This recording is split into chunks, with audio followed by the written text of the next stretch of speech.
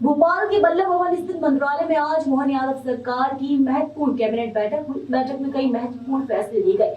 Cabinet फैसलों की जानकारी देते हुए नगरीय प्रशासन मंत्री कैलाश विजयवर्गीय ने बताया कि नेशनल ई विधान प्रोजेक्ट के तहत मध्य प्रदेश विधानसभा को पेपरलेस किया जा रहा है। इस योजना की मंजूरी दी गई है। मध्य प्रदेश सरकार कनाडा की कंपनी से 233 करोड़ का एक हवाई जहाज खरीदेगी। इसको कैबिनेट ने मंजूरी दी है। अब तक सरकार किराए के जहाज से काम चला रही है। इंदौर में जेल पुनर्निर्माण के लिए 217 करोड़ रुपए मंजूर। सुनिए मंत्री कैलाश विजयवर्गीय ने क्या कुछ कहा। पीएम एक्सीलेंस कॉलेज हर जिले में बन रहे हैं।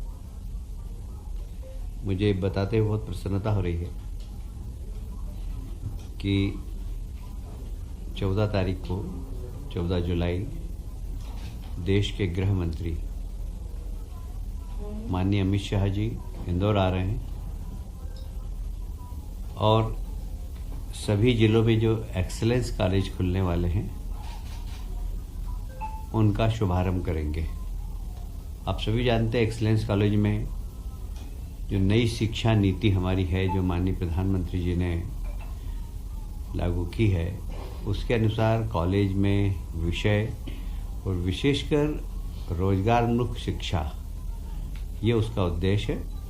तो ये सभी पीएम एक्सीलेंस कॉलेज के अंदर भारत शासन के निर्देश के अनुसार, उनकी योजना के अनुसार 55 कॉलेजों में नई शिक्षा नीति के अनुरूप शिक्षा भी दी जाएगी और जो डेवलपमेंट करना है वो डेवलपमेंट भी किया जाएगा। भारत शासन के द्वारा प्रत्येक कॉलेज को लगभग 22 करोड़ रुपया दिया जा रहा है और हम भी, राज्य सरकार भी आवश्यकता पड़ेगी तो उसमें बजट में प्रावधान करेंगे। मुझे ये बताते हुए प्रसन्नता है कि 14 तारीख को गृह मंत्री जी इंदौर में एक बृहद वृक्षारोपण के मुख्य अतिथि की भूमिका अदा करेंगे।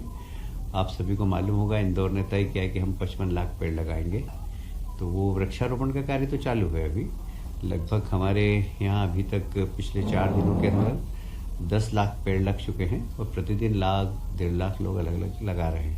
पर 14 तारीख को हम वर्ल्ड रिकॉर्ड बनाएंगे। एक साथ एक स्थान पर 11 लाख पेड़ लगाएंगे 24 घंटे के अंदर।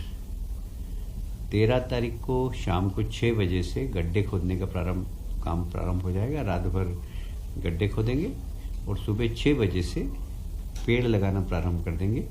11 लाख पेड़ हम 12 घंटे में लगाएंगे, जिसमें इंदौर शहर के लाखों कार्यकर्ता लगेंगे जो कि इस वर्ल्ड रिकॉर्ड का हिस्सा होंगे।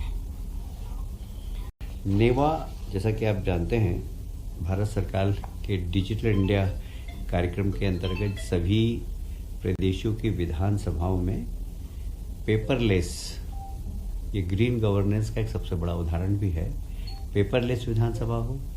और इसीलिए नेशनल ई विधान एप्लीकेशन के माध्यम से हम विधानसभा में इस योजना को प्रारंभ कर रहे हैं। इसमें लगभग 23 करोड़ रुपए का खर्च होगा और इसमें 60% भारत सरकार देगी, 40% राज्य सरकार वहन करेगी। इसमें जो सॉफ्टवेयर बनेगा वो एनआईसी के द्वारा बनेगा। प्रशिक्षण भी एनआईसी के द्वारा दिया जाएगा। माननीय विधायकों को और कर्मचारियों को सबको प्रशिक्षण देने का काम करेंगे। मेरा ख्याल है कि देश के अंदर ये 13वीं या 14वीं विधानसभा होगी जहाँ जो पेपरलेस और डिजिटल इंडिया के अनुरूप काम करेगी।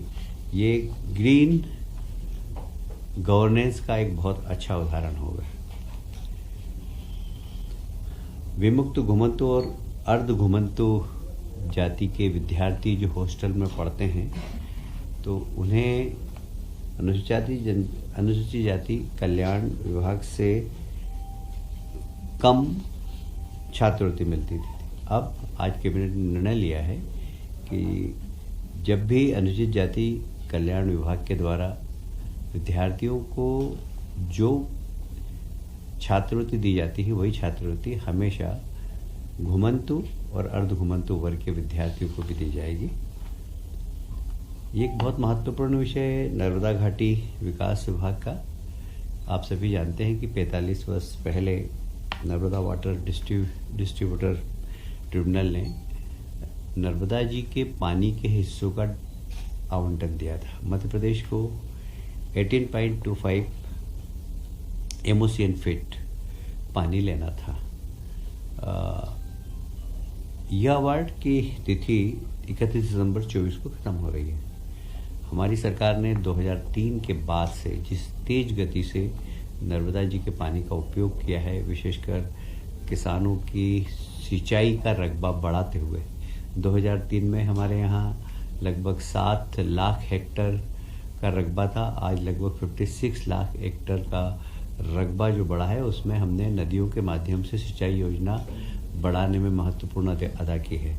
इसीलिए अभी आज 7 परियोजनाओं को हमने स्वीकृति दी है। ये सब आदिवासी क्षेत्र के अंदर ही आदिवासी भाइयों को अधिकांश इसका लाभ मिलेगा। महेश्वर, ओंकारेश्वर, इन सब क्षेत्रों के अंदर, और ये लगभग 9,271 करोड़ की योजनाएं हैं। मैं समझता हूँ कि ये एक बहुत बड़ा सरकार की उपलब्धि है कि सरकार ने जितना नर्मदा जी का जल मध्य प्रदेश सरकार को आवंटित किया था, मुझे याद आता 2003 में जब हमारी पहली सरकार बनी थी तो शायद हम मात्र 3% ही नर्मदा जी के पानी का उपयोग कर पाए थे, जबकि गुजरात ने और महाराष्ट्र ने उसका काफ़ी अच्छा उपयोग किया था। पर जब से हमारी सरकार आई है, हमने इस दिशा में बहुत तेज़ी से कदम बढ़ाए हैं और